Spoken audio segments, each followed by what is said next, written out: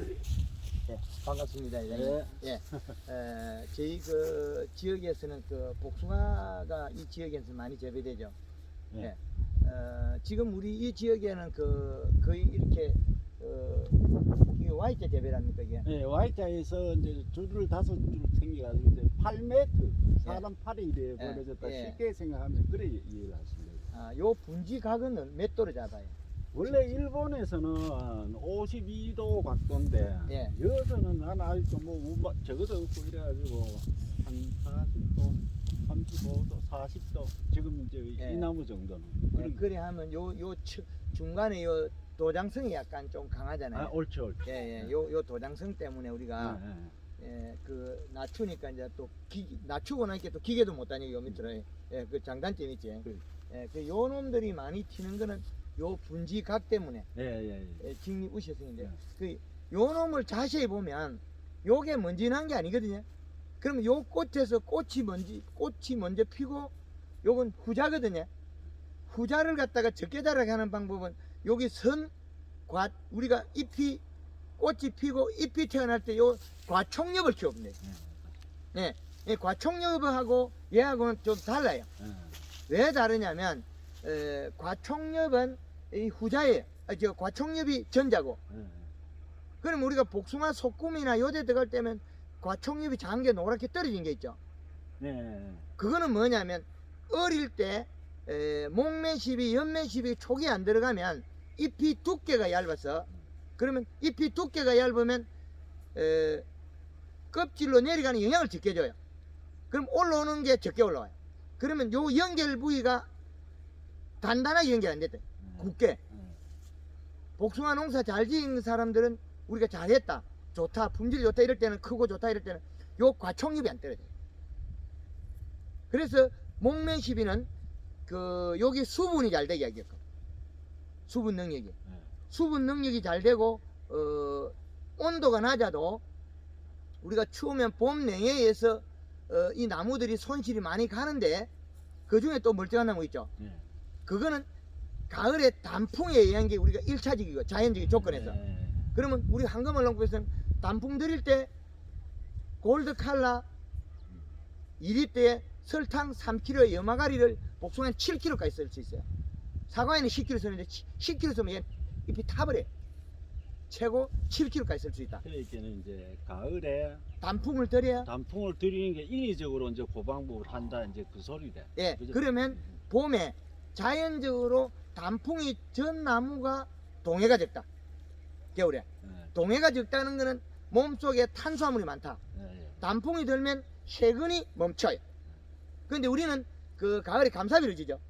감사비를 주면 독약이라 그러는 말은 단풍을 들여서 감사비를 주면 괜찮은데 보통 그냥 감사비로만 주잖아요. 그러면 얘가 살짝 먹고 잎이 살짝 두꺼워져요. 두꺼워지면 어떻게 되겠습니까? 뿌리로 내려가는 영수 더 늘려버려요. 소화시켜 그럼 영양이 늘어나면 결국 어떻게 되느냐? 올라오는 부분이 또 늘어버려요. 그럼 얼어서 떨어지면 그 다음에 떨어지고 난 다음에 내려간 영양소 때문에 지금 내려간 거 있죠? 요 놈이 일을 다 해가 올라와. 그럼 몸속에 비료가 축적이 돼버려. 비료가 축적이 됐을 때 안 된다. 이제 이해되죠? 그 비료를 축적시키면 안 된다. 그 말이거든요. 예. 비료를 축적시키지 말자. 그 말이십니다. 그래서 이게 몸속에 가을에는 단풍이 들어야 된다. 설악산 대청봉에 단풍이 오잖아요. 가을에 10월달 되면 TV 나오죠. 근데 그 애들은 마이너스 30도 있겠대요. 근데 그 씨앗을 따가 우리 밭에 심어가 감사비료 좀 얼어주고 그래요. 이게 원리가 달라졌죠. 비료가 좋은 면도 있고 나쁜 면도 있어요. 겨울에 동해에서는 아주 나쁜 영향을 줘요. 완전하게 소화되고 뿌리가 정지된 탄수화물이 더 1등이다. 그러면 이제 봄에 이제 우리가 자라는 거는 이제 이 영양에 의해서 자랄 뿐이라. 지가 특별히 만들어 못 올라요. 그래서 우리가 비료 많이 줬다고 복숭아 큰 거 안 나오고 옆으로 납작한 찐빵처럼 똥똥한 것만 나오죠. 그럼 어떻게 또 이러면 어떻게 요렇게 톡 터지죠. 핵과 핵이 터져버리죠. 예, 핵칼 터져버린데 이게 영향은 뒤에 온 거지 앞에가 부족했다. 앞에 이끌어내는 거는 뭐냐면 지상부에서 하더라고요. 그거 제가 연구해가 꺼낸 게 32년 세월이 걸려버렸어요. 그런데 영양제만 취락하면 누가 믿어줄 사람이 없잖아요. 그걸 4대 공식 언어를 개발해가지고 식물의 생리 언어를 개발했다는 거예요. 그게 또 2년이 걸렸어요. 그래서 하나의 식물이 움직이는 패턴을 하나를 만들어가 학문화 시켜버렸어요. 그럼 이건 이제 획기적인 방법이죠. 이 방법은 요 잎을 보고 복숭아 우리 과총엽하고 요 가지의 잎을 요 생긴 잎 있잖아요. 그럼 요 놈을 가지고 여기 복숭아 가래 여기 달리고 여기 셀순이 달았잖아요. 그러면 우리가 여기 복숭아를 딴 자리죠. 여기 따고 요 셀순이 돋았잖아요. 요 잎을 갖다가 여기서 7번째 잎 가령 그 다음에 요 위에 몇 번째 잎을 센티미터를 재가지고 우리는 하나의 공식을 만들 수 있다. 그럼 뭐냐면 요 잎의 크기는 여기 몇 번째 잎은 그 종방향에 해당합니다. 요 잎은 그럼 잎 가지 두께와 잎 두께는 어떻게 되느냐면 횡에 해당해요. 그 도장지 많이 나고 늦게 웃자람 농장들이 많이 터지죠. 그래서 그걸 우리 조절한다고 비료도 맞추고 하잖아요. 그 결국엔 또 비료로 돌아가겠죠. 비료는 우리가 4월 초에 줘라 그러거든. 일찍 줄 필요 없다는 거죠. 왜? 너무 적게 주고 있는 경우도 많고 많이 주는 경우도 많은데 이 조절을 해야 되는데 그 비료 수치는 0.5 정도가 복숭아가 도장지도 많이 안 트고 좋더라는 0.5. 그러면 지금 이 시를 그 우리 회장님 농장에 측정하면 지금 이 시량이 지금 0.13 나오거든요. 그럼 이 땅에 지금 이거 찌를 때 사각사각 소리 나는 건 마사 땅이다. 마사 땅은 용탈도 심하고 그 요 풀들이 또 잘 먹어요. 예, 풀들이 잘 먹는 농장에서는 이거 또 마사하고 풀이 잘 먹는 데는 비록 좀 될 수 모닥 나좀 적게 먹어요. 풀이 적게 먹고 복숭아 먹는데 우리 김천에 또 우리 그 한국농구 회원 농장에 가니까 거기도 여기보다 더 마사예요. 김천은. 그런데 자두에 가을까지 거의 일정 공으로 맞췄는데 가을비가 많이 와버리니까 지금 제로가 나오거든요. 뭘 입자 굵어요. 지금의 형태를 봤을 때는 요 정도 형태인 것 같으면 충분하게 영향이 많아요. 단 부족한 게 보면 요 가지에서 조금 부족해요. 요 가지. 여기 보면 이 가지를 보면 마디가 붙었다가 떨어졌다가 이렇게 가다가 이렇거든요. 그리고 붙었다 떨어졌다가 그 다음 여기는 꽂는 발생도 못 시켰고 그럼 요거는 요 가지가 자랄 때 잎이 진해졌을 때 가리 성분이 안 들어갔어요. 탄수화물하고 가리, 설탕하고 가리. 그럼 여기도 또 눈이 만들어지고 또 안 만들어지고 그럼 이 그 지상부에서 패턴을 못 맞춰줬다는 가지 형태 보면 사과 가지는 짧아가지고 눈을 보기 쉬운데 이 복숭아는 보면 요 회장님 보시면 요 가지와 요 가지는 눈이 늘어져. 근데 여기 두 개는 붙어버렸죠. 그럼 순이 나오가 얼마 안 돼서 우리가 4월 5일에 피고 4월 말경에 약 4월 말경에 우리가 억제제 같은 게 칼슘이나 또 강한 성분에 들어가서 요 마디가 붙어버렸어요. 그죠? 여기 나타나 있죠. 그러면 요렇게 쭉 가거든요. 그러면 요놈이 가다가 또 어디에서 바뀌었냐면 여기서 급격히 늘어졌거든요. 그러다가 여기 꽃눈이 없어져 버렸거든요. 꽃눈이 또 한 개 생기고 또 요는 또 좁아지거든요. 그럼 요 중간에 또 여기서 한번 또 썼다는 거죠. 2번 정도. 요 가지를 보면 2번 정도 초반에 일찍 한번 쓰고 그 다음에 이 정도 끝에 가서 새순이 다 멈출 시점에 가서 한 번 더 썼다. 요 가지도 보면 회장님 여기 눈이 붙어버렸죠. 그 붙어버려 꽃눈도 잘 못 만들죠. 그리고 요 가지 끝에 가면 요 위치나 같은 위치에 눈이 붙었죠. 똑같네요. 예, 여기가 똑같죠. 그러면 우리가 관리 프로그램이 잎 두께나 생기 기능 부여가 약하다. 어릴 때. 그러면 요렇게 했을 때는 수확기가 그래 못 땡겨요. 요 밭의 농장에서는 수확기를 땡기는 전법을 잘 안 썼다는 거죠. 안 쓰죠. 예. 요거는 만생종입니까? 예. 완전 만생이라요. 예. 요거는 매우 뜯다. 수확 시기 한 9월 10일 정도부터. 9월 10일에. 그러면 요것도 그러면 이게 이제 엽색 잎이 두텁고 펴진 상태에서 엽색을 노랗게 만들면 빨리 이거 나오거든요. 그건 또 비에 의해서 행동을 더 빨리 할 수 있거든요. 물을 뿌리면 더 빨라진다. 그 이제 우리 쪽은 거의가 이제 중생종이 일부 있고 거의 만생종으로 가는데 왜 예. 그런가 하면은 우리가 지금 경상이나 김천보다도 같은 품종에서 한 20일 차이가 나거든요. 예, 그 전국적으로 복숭아를 보면은 우리가 복숭아 끝나 보면은 전국이 다 끝났고요. 우리하고 같이 경쟁이 되니까 춘천, 예, 원주, 예, 그다음에 충북 영동 그 산간 쪽에 우리 네 군데가 이제 경합이 되는데 같은 시기에 같은 품종이 나오는 게 그래서 이제 이쪽에서는 그러면 어차피 경쟁이 안 되니까 만생종으로 가자 이래가지고 이제 만생종을 많이 하고 있고 작년에는 요걸 작년에 추석이 10월 2일이었잖아요. 예. 추석에 맞추려고 내가 사실은 이중번지 씌웠는데 일찍 나와버렸어. 못 맞추겠더라. 숙기는 이제 엽색 이제 질소분을 잎으로 먹여가지고 엽색을 가져가 버리면 숙기가 늦어져요. 늦어지는 방법, 땡기는 방법 두 가지가 있는데 초반에는 땡기 놓고 후반에는 늦추면 돼요. 그러면 숙기 우리가 한 달 반 전부터는 아직 안 익어 나오거든요. 그때부터는 우리가 요소 시비를 해가지고 잎색을 약간 진하게 지날 듯 말 듯 데려가니 그럼 숙기가 뒤로 밀려요.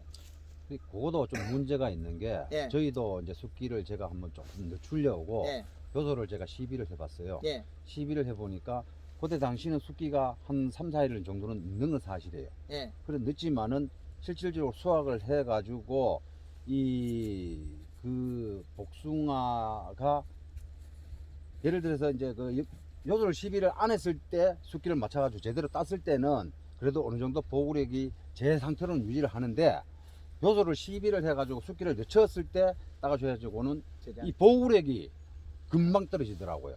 잘했습니다. 예. 가르쳐 드릴게요. 그 어려운 게 아니거든요. 예. 이제 우리 황금알 농구 했을 때는 보구력 제장이 월등히 좋습니다. 근데 익히는 전법을 쓰면서 요걸 쓰면서 요소를 첨가해야 되거든요. 근데 봄에 딸기가 물러지면 익히는 전법을 쓰면서 요소를 집어버려요. 잠깐 눈이 찔려. 예. 그 왜 그러냐면 그걸 쓰는 거는 봄 되면 우리가 그 딸기가 물러지면 가리나 칼슘을 쓰고 있죠. 더 물러져요. 뿌리에서 흡수된 가리 양이 많아서 문제가 되거든요. 그래서 그 과일이 물러진다. 이거는 질소 부족으로 보면 되는데 우리가 저 과일이 이 지역에서 물러졌다면 재배했을 때 즙이 작아요. 봄에 종방향길이나 이 행을 충분히 안 키운 상태에서 질소분이 있으면 더 키운 거예요. 그렇죠. 예. 즙이 작아. 꽉 차가지고 이제는 지 스스로 물러진 거예요. 저장 공간이 부족하다. 그래서 이제 지금 일어난 일 하나하나 중간에 이제 여기서는 현장에서 그 말을 해주면 제가 다 풀어드린다는 거죠. 그래서 여기에서 이제 또다시 일로 돌아가죠. 이제 전반을 알았으니까. 이제 늦게 익혀야 된다, 빨리 익혀야 된다, 두 개가 이제 분분하잖아요. 그러면 그 모든 것은 어디에 가 있냐면 요 꽃필 때 시점에 과촉엽의 센티미터 요 가지의 절간을 좁히고 생식 기능을 같이 부여하는 걸 설탕하고 요소가 가리 그러면 가리가 들어서 해균율을 높이면 가을 되면 빨리 익겠죠. 예. 예. 근데 가을에 그 가리를 떼버리고 거기다가 요소가 들어가면 돼. 칼라에. 그럼 크면서 숙기가 늦어져요. 그러면 보구력을 가져가요. 골드 칼라의 영양과 칼슘이 걔를 잡아줘요. 잡아주면서 요소가 들어가 잎을 푸르게 만들어버려요. 그 숙기가 뒤로 밀려요. 그러면 가리와 설탕을 시비하는 시기가 그러면은 이 개화가 됐을 때 한다는 겁니까? 예, 그렇죠. 지금 목면 시비를 한다면 예. 처음에 지금 요즘 시점에 이제 목면 시비가 곧 들어가는데 목면 시비는 설탕이 처음에는 10kg 탄수화물 들어가요. 여기 10kg 해도 설탕은 뭐 돈 만 원밖에 안 해. 15kg에 만 몇천 원 하잖아요. 예. 설탕을 먹이면 얘가 탄수화물 먹으면 꽃필 때 아주 자기 활력이 강해서 일을 잘해요. 그리고 이제 여기에다가 이제 골드 그린 2리터가 들어가면 영양이 들어가요. 그러면 요 두 가지가 옛날에는 설탕을 뭐 1.5kg에서 한 3kg 썼거든요. 그래 썼을 때도 자두나 복숭이 우리 회원들이 그 청도에서 해보면 엄청 좋아요. 꽃이 화려하고. 지금은 이제 목매십이 조금 더 먹이는 거는 요즘 봄 냉해가 이게 들쑥날쑥 해가지고 얘를 이기는 게 탄수화물밖에 없다. 설탕. 탄수화물 많이 가지고 있으면 수정된 게 수정체가 잘 움직여요. 원활하게 움직이고 자기 몸을 따뜻하게 하는 거는 당이다. 그래 이제 설탕에 대한 정의. 근데 이제 설탕에 대한 정의가 두 분이 나오고 나면 그다음에 여기에 이제 영양 골드 그린이 같이 2리터가 들어가고 설탕 10kg 골드 그린 2리터. 요거는 한 20일 전에 더 빨리 해도 관계는 없어요. 그리고 이제 꽃피기 3일에서 5일 전에 그때 한다면 이제 설탕 5kg에 골드 그린 2리터. 이제 꽃이 피면 이제 가만두면 돼요. 그 대신 꽃이 피었을 때도 우리가 급하게 장이 온다 그러면 우리는 설탕물을 뿌리는 게 좋죠. 그러면은 하여튼 몸면십이라는 것은 이 꽃피기 전에 이제 그와 같이 예. 이제 시비를 하라는 거죠. 예. 얘가 피부를 흡수합니다. 저희들이 같은 경우에는 이제 통상 이 꽃피기 전에 이제 치는 게 이제 유황이라 그래가지고 예. 석회향을 치고 있는데 예. 그러면은 석회향을 치고 난 이후에 친다는 겁니까? 예. 꽃피기 전에? 예. 저희들이 통상 약 치는 시기가 황을 치는 시기가 4월 한 3월 말에서 4월 초. 3월 말에서 4월 초에 이렇게 치는데 앞으로는 이 지역에도 이 이제 지역에는, 이제 가을에 유막 코팅을 해버리고 앞으로는 이제 우리 봄 방제 작업을 안 하는 방향으로 해라는 거예요. 가을 유막 코팅을 해버리면 얘가 피부가 보호되면서 눈이 잘 안 죽어요. 올해 저 복숭아 가지 많이 얼어 죽었다거든요. 나무가 벌써 쪼개지고 죽은 게 나온다 그래요. 동해 예방을. 예. 그러면 요 피부를 기름으로 유막 코팅을 해버리면 그게 봄 되면 또 햇빛이 산화제가 싹 없어지고 가을에 여기 12월 달에 이제 얼음이 살짝 얼 때 그때 하면 기름이 땅에 떨어져 가지고 바닥에 있는 응애들이 SS기 불을 피고 나면 응애가 바닥에 살아있던 게 풀에 아직까지 땅에 안 들어갔거든요. 땅바닥으로 기어 들어가지 않은 그것들이 다 죽어버려요. 이 때문에 응애 밀도가 90% 이상 딱 없어져 버려요. 그럼 수확한 이후에 한 12월 초쯤에서 그렇죠. 이제 유막 코팅을 하라는 겁니까? 그렇죠. 기계 유제 같은. 식용유. 유목보도 식용유하고 그 이제 빠 콩콩. 얘기를 할 거야. 예. 예. 그걸 이제 그렇게 해주면 그거로 인해 가지고 우리가 이제 가을에 이제 초겨울에 유막 코팅을 해버리면 이게 탈수가 방지돼. 너무 많이 쓰면 나빠요. 피부 파고들어가요. 당감 같은 경우는 껍질이 두꺼운데 복숭아는 사과는 껍질이 얇아요. 그렇기 때문에 너무 많이는 하지 말고 그 양이만 한 통 반 정도 27리터 그러니까 25에서 27리터 물 한 마리 1리터 양 정도 그러면 여기 피부가 보호돼요. 복숭아나 이런 것도 해놓은 거 보면 완전히 월등히 달라요. 그래서 내가 좀 뭐 약하게 하고 싶으면 한 말 정도 해도 되고 그래가지고 살포해가지고 그 기름이 떨어지면 바닥에 있는 응애 같은 거 뭐 진드기 이런 충들이 다 죽어요. 기어다니다가. 회장님 이제 식용유 30리터 아니요. 한 통 반. 한 통 반. 한 통 예. 반이라 하면 한 통 반이면 리터- 18리터 한 통 반이 27리터 되거든요. 예. 고래 하든지 뭐 20리터 해도 관계없고 그거는 이제 내가 원하는 만큼 하시라는 그래, 거예요. 고기- 높이는 해도 안 된다. 거기다가 퐁퐁. 퐁퐁 예. 2리터. 예. 예. 2 내지 4리터. 왜 그러냐면 기름의 이제 점도가 다르거든요. 통닭집에 이제 쓴 배식용유는 점도가 더 진하다. 그럴 때는 좀 기름 양도 조금 줄이는 것도 괜찮아요. 기름이 우리가 우리가 새로 된 거 새거 그 기름하고 점도 차이도 있으니까 그걸 이제 경험이 없는 분들은 우리가 한 말통부터 해가지고 내가 경험을 쌓는 것도 괜찮다. 경험을 이제 물 500에 18리터가 한 마리거든요. 말통으로서는 말하고 리터하고 다르거든요. 그래서 내가 한 통을 해보고 경험을 쌓아가 하는 것도 괜찮고 그 이제 겨울에 유막 코팅은 피부를 보호게 오는 거고 그 봄 되면 이제 그 응애 밀도가 거의 90% 이상 떨어져 버려요. 그리고 피부가 보호가 되고 지금 올해 벌써 전화상으로 제가 들은 얘기들을 보면 지금 벌써 장애가 일어났다고 이야기를 많이 하거든요.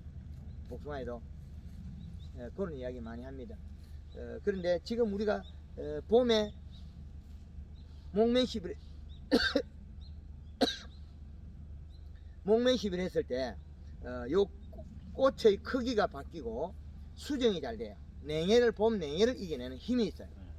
그리고 이제 새순이 나온 잎의 크기는 요 위에 요런 가지나 요 가지나 보면 잎은 꽃이는 거의 같이 펴요. 그럼 연 면적이 같다는 거죠. 연 면적이 같은 거는 연면십을 했을 때 먹는 양이 같아요. 그러면 여기서 아래까지 이거는 우리가 복숭아 좀 후기의 비대가 좀 약하죠. 그렇지. 근데 이게 똑같아져 버려요. 왜 같아지냐면 여기에 있는 가지나 요거나 눈의 나오는 시기가 꽃의 피는 시기가 같기 때문에 옆의 면적이 같거든요. 단 여기에서 거리가 멀어가 흡수되는 양이 적은데 거꾸로 주는 게 양이 더 많다는 거죠. 나무에서 오는 것보다. 그러면 얘 잎이 같아져요. 그래서 우리 한금을 농법 햇 농가들은 과실 크기가 같아지고 그 다음에 종방향이 길어져요. 그 종방향을 기르기에 마련하면 여름에 작년에 그렇게 비가 와도 안 떨어져요. 볼펜 굵기 정도 되는 세 가지를 두도 우리가 나무 젓가락보다 더 굵은 가지 이것보다 훨씬 굵은 가지에 열매를 달아도 안 빠져요. 우리는 조금 굵은 가지 달면 빠져버리죠. 그렇죠. 예, 밀어내는. 그래서 우리가 쇠 젓가락 굵기 약 한 3, 4mm 가지를 두라 그러죠. 그런데 우리가 하는 거는 약 10mm 정도 가까운 것도 괜찮다. 그럼 월등히 다르죠. 그럼 그거는 누가 했냐면 초기에 연면 시비에서 과촉엽의 길이가 길면서 자기도 종방향 길어진 거예요. 얘가 복숭아가 달려있으면 누구의 영향을 받냐면 잎이 크면 지도 따라 커도 먹고 산다는 거예요. 요 관이 그때 같이 연결돼 있어요. 그럼 어떤 농가에 가면 전 다 터진 게 있고 어떤 농가에 가면 멀쩡한 게 있고 그 관계식은 봄에 결정해요. 그래서 봄에 연면 시비는 그렇게 중요하다. 그 중요한 거를 갖다가 우리는 계속 거기에다가 활용해야 되는 거예요. 활용하자면 자두를 농사짓는 초보한테 가르쳐준 기술이 이 위에다가 쿨러를 설치해 가지고 3, 4일에 한번 출근하면 물을 찐딱 뿌려. 한나절 해 뿌리고 저녁 때 퇴근할 때 연면시라고. 그것도 3, 4일에 출근하면 또 물을 뿌리고 잎을 키우고 영양 주고 키우고 영양 주고 자두도 같이 기르죠. 제일 초보자가 자두 대석을 200g 만들어 봤거든요. 200g은. 지금 우리 회원들은 자두 대석 200g 잘 만들어요. 근데 많은 양은 나온 거 아닌데 그럼 큰 게 200g이 어부 한 상자 두 상자 이래 나오면 작은 거는 150g 많이 나와요. 대석이 150g 엄청나게 큰 건데. 200g짜리도 어부 나와요. 뭐 박스에 많이 담을 수준은 아닌데 그렇게 200g 자두도 대석도 만들어버려요. 그것도 누가 만드냐? 제일 초보자가 그래 만들어. 그래 아까 이제 봄에 냉해도 방지를 하고 목면시비 한다는 거. 목면시비를 하는데 그 방법을 어떻게 해야 된다는 방법을 좀 해요. 물 500에 네. 20일 전에 처음 할 때는 설탕 10kg 10kg. 골드그린 2리터 그 다음에는 설탕 5kg 골드그린 2리터 그 이제 골드그린하고 골드 칼라 골드 칼라 그거는 이제 이 사장님이 생산을 하는가 봐. 내가 한번 궁금해 물어봤거든. 그러니까 생산을 한대야. 저희 자체 공장이 있습니다. 전 농림부 신지식농업 장이고 2006년도에 만들고 여러 가지 농업에 많이 하고 있습니다. 그리고 저희 자체 공장이 생산하는 거고 지금 농협에도 많이 들어가요. 농협에도 납품하고 일반 뭐 농약방에는 거래를 안 해요. 이제 가격 생산비를 낮추고 가지고 소비자 가격을 낮추고 들어가다 보기 때문에 이제 우리하고 다이렉트를 해보면은 예. 볼드팔라나 볼드그린이나 그게 한 통이 얼마 한다 그랬죠? 네, 그걸 좀 이따가 좀 말씀드리겠습니다. 예. 설탕은 뭐 흰거나 노란거나 관계없어요? 예. 설탕 흰거나 노란거? 노란 설탕은 좀 흰 설탕보다 비싼 경우가 많아요. 그렇죠. 그리고 흰 설탕이 구하기 제일 쉽고, 관계없고. 예, 예, 흰 설탕을 쓰라고 많이 권유해요. 백설탕을 써라. 백설탕이 정제도가 제일 높아요. 순도가 제일 높다는 거죠. 그 식물한테는 그 효과가 더 좋아요. 그리고 초기에 연면시비에 보면 얘가 잘 커요. 정말 잘 커요. 근데 소요 그 영양 이동량으로 성장량으로 보면 7일이 걸려요. 7일 걸리는 걸 더 당겨주면 좋다는 거죠. 그래서 제가 처음에 개발할 때는 22일 만에 6번을 연면시비 했거든요. 김천의 짠돌이 아저씨가 작년에 9월달 한 달 동안에 사과밭에 연면시비 7번 했거든요. 그럼 제가 더 빨리 했거든요. 22일 만에 저는 6번을 했고, 김천의 짠돌이 아저씨는 한 달 만에, 그것도 5일 빼먹었으니까 거의 같아요. 9월 5일부터 시작했거든요. 9월 5일부터 시작했고, 약 그 25일 만에 7번을 쳤으니까, 저나 거의 차이는 많이 없어요. 거기 사과 농사 하시는 분이 예. 김천에서. 예. 그리고 저 사과에 그때도 비료를 뿌리고 색을 내줬거든요. 그 마찬가지로 우리의 복숭아에도 우리의 문제점이 뭘까? 종방향 길이가 짧은 게 거의 대다수거든요. 과실을 가보면 이게 종방향 길이가 길고 안 터진 복숭아도 잘 없거든요. 그 큰 거는 큰데 이래 뻥뻥하죠. 그리고 약간 터져가지고 대칭형으로 오른쪽 크고 왼쪽은 좀 적고 그죠. 그런 형태의 복숭아 많죠. 근데 잘생겨 그린 그 책에 나오는 그림처럼 된 복숭아 잘 없어요. 그렇죠. 예, 그거는 아주 쉬워요, 만들기가. 그러면 왜 쉽다 그러냐면, 우리 한금을 농부에서 초보자가 다 자주 대석을 200g 만들잖아요. 그러면 결국에는 봄 순을 키우는 연면시비 해수에 달려있다는 거죠. 근데 연면시비 하다가 잎이 약간 여기 순이 나가면서 색깔이 약 15cm 넘어가면 색이 표가 나요. 그러면 그때부터 가리를 쓸 수 있거든요. 가리를 쓰면 꽃눈 분할이 더 좋아져요. 설탕과 가리를 쓰면 초기 분할력이 여기 좋게 만들어 올라가요. 그 설탕을 지금 쓰는 이유가 지금 탄수화물을 높이기 위해서 지금 광합성. 광합성을 했는데 탄수화물. 근데 뭐 저희들이 이제 단순하게 생각했을 때 이제 설탕을 이제 좀 시비를 한다고 뭐 어찌됐든 그 과일에 대해 가지고 당도를 조금 높이기 위해 가지고 설탕을 전혀 무관합니다. 글쎄 그렇게 이제 단순하게 생각을 하는데 탄수화물이기 때문에 네. 그 에너지는 우리가 그 쌀에도 탄수화물, 보리에도 탄수화물, 그렇죠, 예. 밀가루 탄수화물, 예. 그 탄수화물이죠. 그 이파리들 행기 뭐냐면 탄수화물. 요 생명체들이 거의 광합성의 탄수화물 전쟁이에요. 그렇지. 예. 결국 여기도 탄수화물 줬잖아요. 그러면 이 에너지로 가지고 영양이 많다고 하고 절간이 좁아져 버려요. 비료가 작으면 절간이 늘어지고 비료가 많으면 절간이 좁아져요. 우리하고는 반대 이론 저게. 사과나무 비료 몇 년 안 주고 나면 도장잎을 쭉쭉 빠지고 사과 안 돼요. 익지도 안 하고. 그 적정량을 이제 이야기하는 거거든요. 그럼 복숭아는 1.5, 0.5, 사과는 1.0. 이 수치죠. 제주도 밀감은 뭐 1.0에서 2.0, 1.5에서 이런 데이터. 데이터베이스를 계속 정해야 되거든요. 그러면 내 복숭아에서 측정을 했을 때 측정치는 얼마고 올해 수세가 강하더라 그러면 측정치를 낮추면 되죠. 측정해서. 그럼 수분은 기본이 35배에서 45%. 그 정리가 되죠. 그러면 여기에서 연면시비 해 나가면 얘가 꽃눈 밑에서 만들어 올라가요. 그 책에 보면 꽃눈 위에서 내려온다고 돼 있죠. 만들어져 가지고 과실수가. 근데 한금을 농법에서 만들어 올라가 버려요. 지금의 농법을 완전히 뒤집었죠. 예. 새로운 농법을 만들어 창출해내 버린 거예요. 그래서 회장님 요리 약간 쓰시고. 예.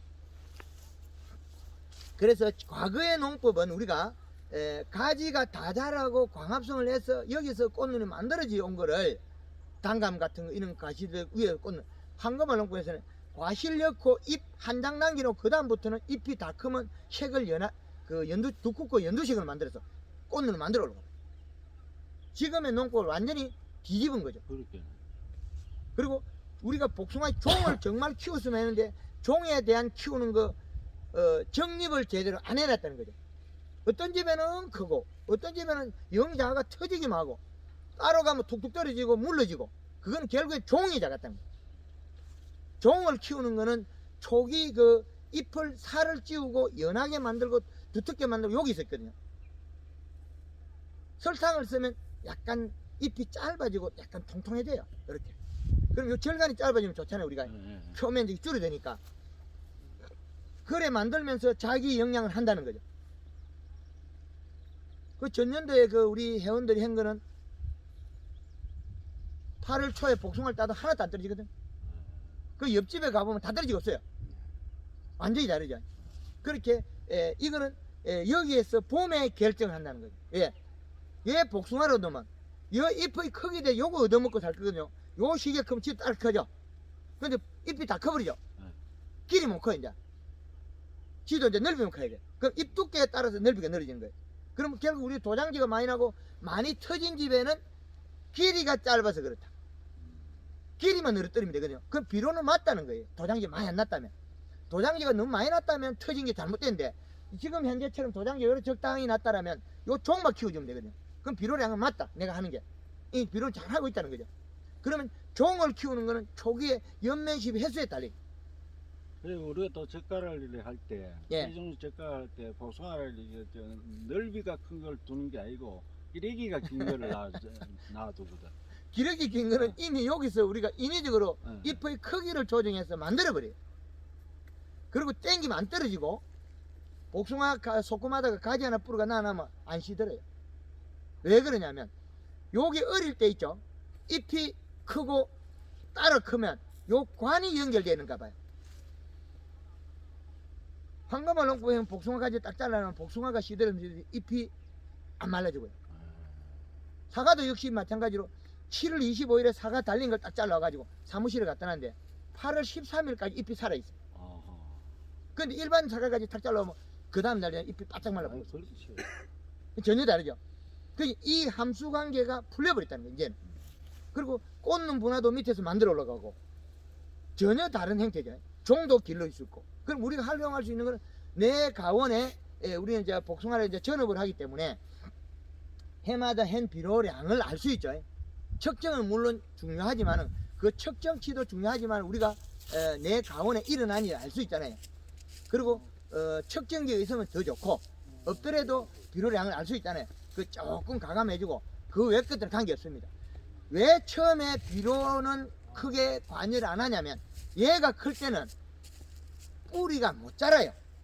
전혀 무관합니다. 단감은 5월 20일 되면 뿌리 나와요. 감나무가 이만큼 나와 있어요. 그러면 이놈은 뿌리가 영 안 나오기도 하거든요. 그건 뭔 말이냐면 잎이 두꺼워져서 영양이 안 내려가면 뿌리 발생 안 해버려요. 그럼 복숭아도 보면 해마다 그 퇴비를 같이 줘도 비리비리한 놈 있죠. 그거는 초기에 잎이 안 두꺼워져서 뿌리빨을 안 내린 거예요. 잎이 얇은 상태에서 과일이 커버렸어. 그러면 그래 되면 같은 비료를 줘도 안 먹어요. 사과나무, 배나무 다 있거든요. 근데 약한 나무 우리가 비료를 더 줘보잖아요. 그럼 결국에 어떻게 돼? 복숭아면 다 터져버려. 다 터져버리고 이상한 행동이 되거든. 아, 저놈은 비료를 줘도 안 되고 뭐 복잡하잖아요. 그거는 결국에는 초기 연면시비에 의해서 잎을 키우는 방식밖에 없어요. 근데 뿌리에서 얘를 못 키워요. 왜 그러냐면 그 강성무 교수님이 과실나무에다가 비료를 갖다가 동위원소에 꼬리표를 달아가 먹인 거예요. 먹여서 요 나무를 다시 잘라가 그 동위원소 찾아낸 거죠. 그러니까 어떻게 되냐면 작년에 우리가 가령 9개가 들어있다면 봄에 새순이 나올 때 그 6개만 쓰고 3개를 남겨놔버려. 그럼 그 잎이 또 떨어지죠. 딱 죽어버리면. 그럼 또 그 3개 중에 또 한 개를 남고 또 2개를 쓰는 거죠. 이렇게 자기 생존에 에너지를 쓰는 사용하는 법칙이 있다 이거다. 그래서 우리는 이 나무들이 움직일 때 우리가 대가가 되라는데 대가가 안 된 원인은 얘는 몸속에다가 10개가 막 가령 10개가 있으면 3개 남겨놓고 7개만 쓴다. 그러면 1개를 남겨놔 버렸기 때문에 잎이 빨리 안 자라요. 그럼 잎이 자라면 또 광합성을 못 하잖아요. 그게 또 가지고 있어서. 그러면 우리는 여기에다 영양을 먹여버리면 여기에 살이 쪄가지고 싹 오매요. 그럼 또 더 커요. 비에서 시간에 의해서 이슬 맞고 이렇게 크거든요. 그러면 이렇게 크고 나면 또 영양을 먹여 또 살을 살짝 오며 어릴 때는 잎 뒤에가 살이 찐다. 그럼 요래 크거든요. 그렇게 키우고 설탕을 먹고 가리를 먹으면 잎이 두껍고 진하면서 약간 연하게 그게 1등입니다. 고래 맞으면 종이 귀요. 종이 큰 것들은 횡이 커도 절대 차이가 없습니다. 그리고 가리는 염화가리. 예. 사요. 염화가리가 없으면 천일염을 써도 똑같아요. 필요. 예. 그거는 천일염은 단 사용할 때는 비닐봉지에 딱 싸가지고 간수가 안 빠지게 해야 돼요. 비닐봉지 안 사면 간수가 빠져버려요. 갤러 현상으로. 밤새 추웠다가 아침에 뜨뜻해지면 안에 수분이 딸려 들어가요. 그 간수가 자꾸 빠져버려요. 그래서 간수 안 빠지게 했어야 된다. 염화가리나 그 우리 천일염이나 같다. 그렇게 보면 됩니다. 그리고 제가 하는 강의를 자세히 들으면 봄에만 목이 터지라고 강의하지 그 뒤에 가면 술로 가버려요. 많이 보셨죠? 왜 그랬겠습니까? 이게 인생의 전부인데 자두 돼서 어떻게 키우다 그랬습니까? 봄에 맹물 뿌리고 영양 뿌리고 그 배기 안 하죠? 왜 그랬겠습니까? 이게 잎을 키우는 게 뿌리가 아니에요. 도장지는 잘 큰단 말이에요. 잎도 크고 얘는 안 크죠. 얘 영양이 내려가 어디로 간 거 알아요? 여기로 가버리죠. 왜 그러냐면 여기에서 이 가지에서 초기에 잎이 두껍고 저 도장지 나기 전에 많이 이동했더라면 오는 관이 늘어나 있어요. 그런데 어릴 때 우리는 연면십이 안 해버리면 잎이 나오긴 나와 있어도 뿌리로 가는 양이 적어서 이 가지가 살이 안 쪄서 오는 관이 없어요. 올라오는 관, 이쪽으로 돌아오는 관이 약해서 어디로 가냐면 늦게 튼 도장지로 가버려요. 이게 여기에 있는 영양소가 어디로 가냐면 여기로 가버렸거든요. 뿌리로 갔다가 올 때 도장지는 관이 새로 만들어 있잖아요. 그럼 여기는 오는데 잎 두께가 얇으니까 잘 못 와요. 안 먹어. 지 스스로 안 먹고 얘는 늦게 태어났기 때문에 간이 쭉 늘어났잖아요. 그러면 어디로 가버려? 요리 가버려. 그럼 우리가 경제적 손실이 일로 가버린 거예요. 돈이. 근데 요거 도장지가 나기 전에 우리는 먼저 태어난 잎들을 하나하나 살을 찌어야 돼. 그럼 살이 찐 잎들은 그 영양소가 이동 영양소는 껍질을 통해서 뿌리로 가거든요. 그럼 요 관이 늘어나서 뿌리에서 오는 관이 이쪽으로 늘어난 거예요. 이제 이해되죠? 이게 아주 중요한 거죠. 그래서 저는 그거는 이해가 되는데 여기에 있는 영양소가 예. 일로 왔다고 생각하잖아요. 예. 안 갔어요. 왜? 도장질이 열렸거든. 우리가 양석이 물을 푸는데 중간에서 구멍이 나버리면 어떻게 밭을 안 오죠? 그렇죠. 예. 근데 영양을 생산한 놈은 지금 과실을 달린 잎이에요. 그러니까. 네. 이 잎이 만드는 게 이게 그 전에 우리 먼저 두꺼워져 가지고 내려가서 도장지 나기 전에 나무 가지 살이 안 찢기 때문에 오는 관이 약해서 안 와요. 이제 이해됩니까? 그래서 초기 연면식이 하늘 땅만큼 중요한데 이 농법을 개발한 저로서는 뿌리로 주는 비료도 이 시가 맞아야 되고 잎을 살을 찌우는 것도 하나의 농업에서는 꼭 중요하다. 그렇죠. 획기적인 방법이에요. 소량으로 써서 실질적으로는 양은 적으나 효과는 극대화된다는 거죠. 근데 이 시기에는 하나하나 잎에다가 영향을 주지 않으면 안 된다는 거죠. 하나하나 잎 하나하나에 영향을 다 줘야 된다. 그런데 우리가 그 비료는 한쪽에 줘놔도 이게 겉이 뭐 거의 변동이 없어요. 한쪽에 뭐 그 에너지 갈라먹어요. 그러나 잎에 영향을 초기에 주는 것만큼은 한 입 한 입 다 줘야 돼. 그런다고 농도를 세게 하라 소리 아니거든요. 그 정량을 지키되 그 잎이 먹은 잎만 일을 한다. 근데 이 아래까지에다가 오늘 영양제 치고 내일 와서 물 뿌리고 물 뿌리고 또 그 다음에 하고 그러면 요 복숭아 이 가지에서 제일 크게 키울 수 있습니다. 그래요. 네.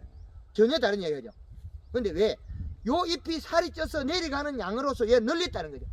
완전히 바뀌어요. 우리가 이런 것도 보셨을 거예요. 아래쪽에 있는데 어떤 놈이 이렇게 확 커버린 놈 있죠. 간간이 있어요. 근데 그 밀양에서 대추가 가지가 늘어졌거든요. 그 대추가 아래 끼 작고 위가 크거든요. 황금을 농부에서 아래 대추가 더 커요. SS이 불면 잘 맞거든.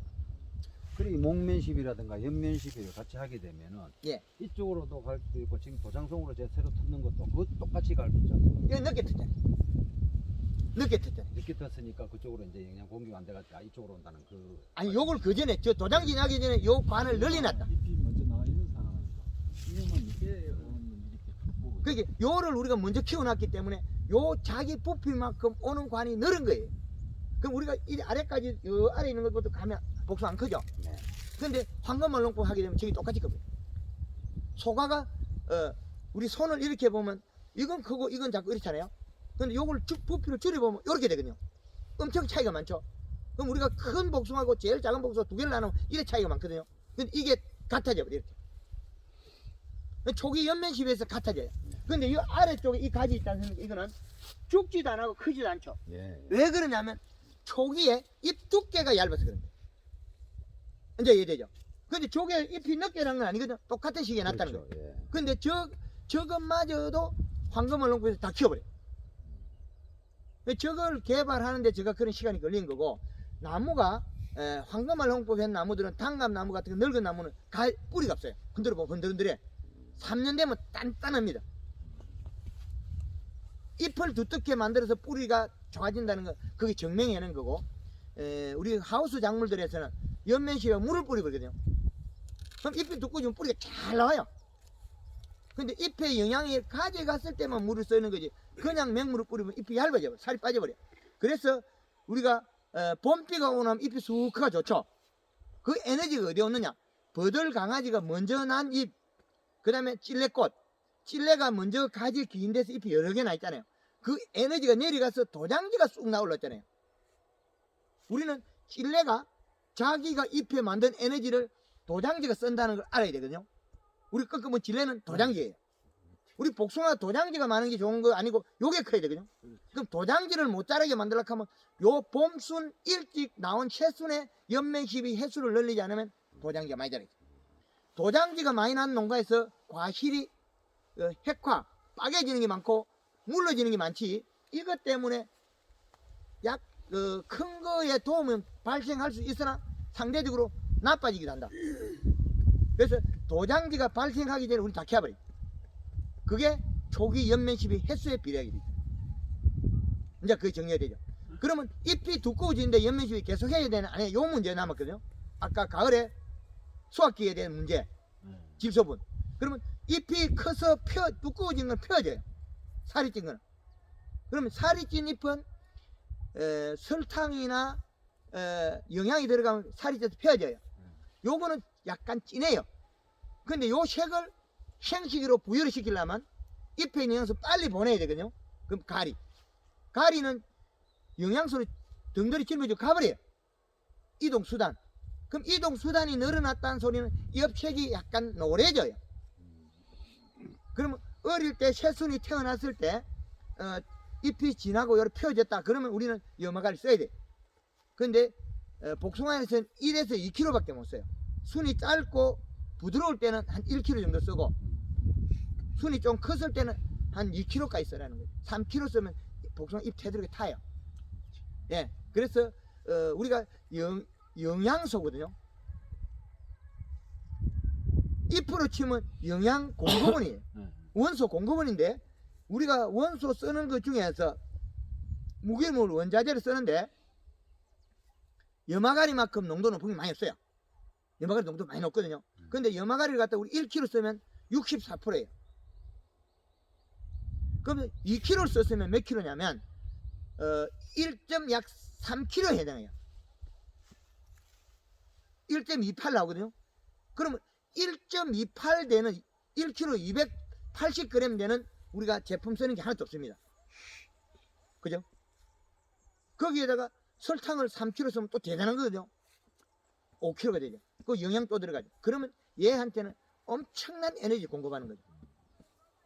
그와 같은 것은 이제 설탕과 가리로만으로도 그 안 저 되잖아요. 영향이 또 따라가요. 그렇죠. 예, 거기에 따른 골드 이제 그린이나 골드 칼라는 네. 잎이 나고부터는 그린 두 번에 칼라 한 번이 들어가는데 이건 왜 이렇게 들어가냐면 칼라가 영향이 좋긴 하나 칼슘 양이 늘어나면 이동 통로가 막혀요. 칼슘 때문에.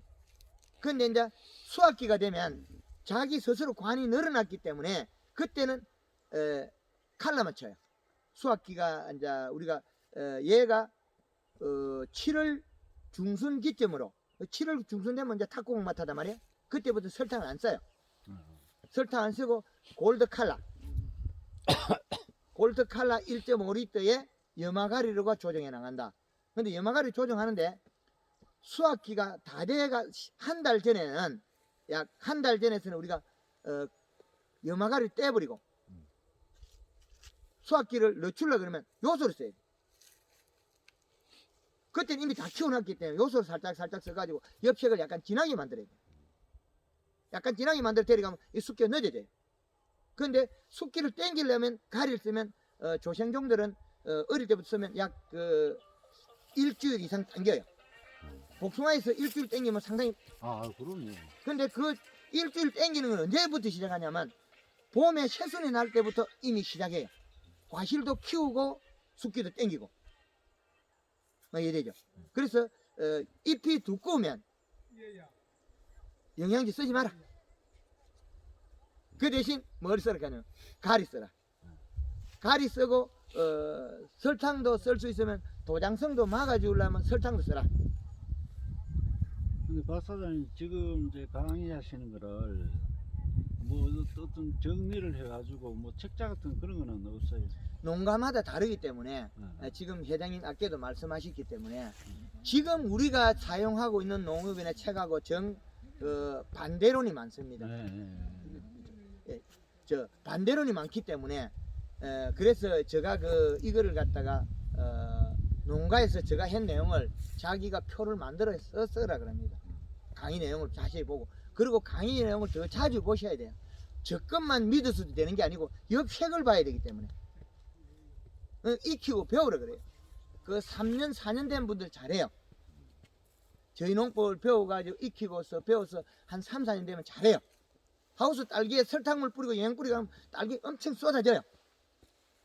그런 거라든지 여기에서는 이 나무기 때문에 복숭아는 또 민감해요. 일반 다른 종보다. 그렇죠. 조금 잘못하면 다 터져버려요. 이거는 너무 왜 그러냐면 얘가 잎에서 잎이 다른 작물에 대해서 잎이 부드러워요. 그렇죠. 부드럽고 잎에 있는 영양소 뿌리를 이동을 잘해요. 그리고 뿌리 껍질이 두꺼워요. 그 세금 발생이 잘하거든요. 세금 발달로. 그래서 비분을 낮추라 그럽니다. 그리고 제가 이렇게 복숭아에 필요한 비분이 많고 적고는 농장에 이렇게 측정을 해보니까 그 수치를 가르쳐 주는 거예요. 이게 제일 좋더라. 도장지도 적당히 적게 나고 과실도 크다. 근데 이게 이제 겨울에 우리가 용탈대가 없는 거거든요. 근데 이동했다는 거죠. 여기에 풀이 나 있고 우리 생각에는 이 밭에서 비록 응집력이 좋지 생각했는데 여기 이 마사토의 그 성질로서 이게 이동을 많이 했다는 거죠.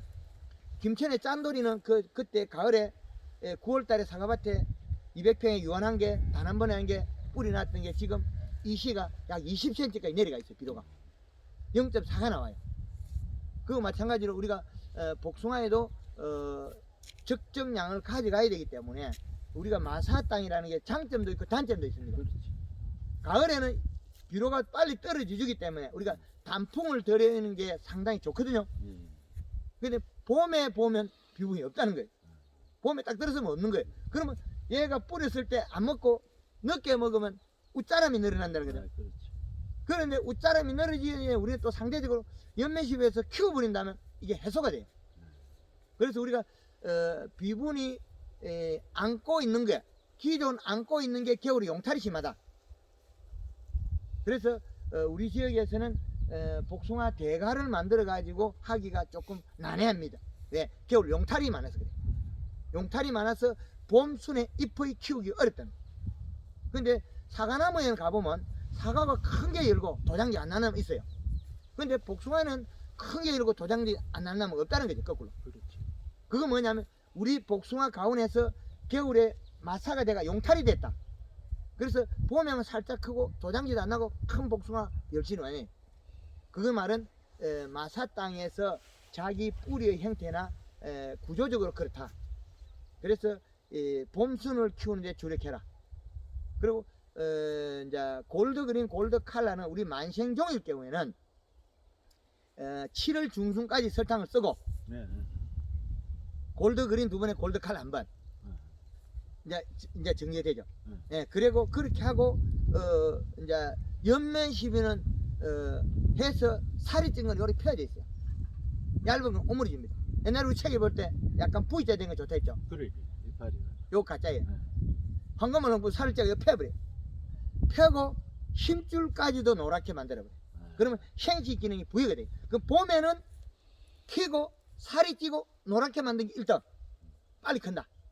그리고 우리가 숫기를 늦추려고 그러면 뒤에 가서는 거꾸로 골드 칼라에다가 요소를 이어서 1kg에서 2kg까지 이어서 조절하는 그 잎을 약간 진하게 만들어요. 그럼 숫기가 뒤로 밀려요. 전에 우리 우리 대표님께서 했던 거는 그 방법이 전자가 안 돼 있기 때문에 집이 작아서 잎을 두껍게 만들었죠. 영양이 많이 오죠. 뿌리에서. 그럼 과실에 저장 공간이 없어서 물러진 거지. 그 자체가 잘못된 거 아니야. 그 자체는 숫기는 늦춘 게 맞아요. 박사장님. 예. 이제 중요한 얘기는 거의 했지요. 예, 이제 질문. 식사하시면서. 식사하시면서. 아, 이거 현장에서 질문하죠. 그러면 더 이거 많이 질문한 거좀 준호야 질문 있나? 예. 제가 한 가지만 예. 질문을 드리면은 아까도 지금 질소질이 이제 가다하게 되면은 저희들이 수확을 다 하고 난 이후에도 잎이 안 떨어지지 않습니까 나무에서? 네. 그래서 아까 말씀하시는 거 보니까 인위적으로라도 이렇게 잎을 떨고 해야지 말이 그죠. 된다고 그런 말씀하셨는데 그 단풍을 드려야죠. 그러니까 단풍을 내린다는 거는 잎이 단풍이 들었을 낙엽이시지 않습니까? 예. 예. 근데 이제 이게 이제 아주 애매한 게 단풍을 못 만들고 낙엽이 지면 얼어서 떨어지면 뿌리가 어제까지 지상부에서 내려오는 게 출발해서 여기 갔어요. 여기 내려가거든요. 내려갔다가 뿌리가 이를 내고 다시 올라와요. 그럼 올라오면 잎이 소화를 시켜가지고 뿌리를 멈춰야 되는데 단풍이 들면 뿌리가 멈춰요. 그렇죠. 예. 그리고 단풍의 영양소 요리 들어가거든요. 그럼 이 탄수화물 축적이 돼요. 그런데 우리가 감사비를 줘가지고 우리가 단풍을 안 들이면 어떤 현상이 반대 현상이에요. 그럼 뿌리가 요게 잎이 수확 그 이후에는 잎의 영양소가 뿌리에 조금만 가도 잎이 빨리 두꺼워져요. 두꺼워지면 잎이 두꺼운 거는 광합성을 해서 광합성 산물이 늘어나서 그 탄수화물은 뿌리 많이 이동해요. 뿌리를 이동한 거 또다시 일을 많이 가져오거든요. 이 동작이 늘어나는 거죠. 단풍을 들으면 이 동작이 없어져요. 멈춰버려요. 멈추고 난 다음에 잎의 영양 축적이 되거든요. 요게 관계고 겨울에는 유막 코팅. 요렇게 하면 초기 연면 시에서 결정이 끝이 난다. 그리고 7월달 중순부터는 골드 칼라를 쓰는데 잎이 두껍고 색이 지나면 그 골드 칼라 쓰지 말고요. 염화가리만 쓰면 됩니다. 염화가리만. 그래서 이제 조절해서 쓰자는 거죠. 아주 민감한 거거든요. 근데 이걸 잘못하면 역현상도 일어나요. 그럼 봄에는 역현상 일 안 합니다. 이거는 무조건 해수를 내야 되니까. 예. 하여튼 그럼 여기서 마쳐야 되겠습니까? 예. 예. 감사합니다. 마쳐야 수고하셨습니다. 예.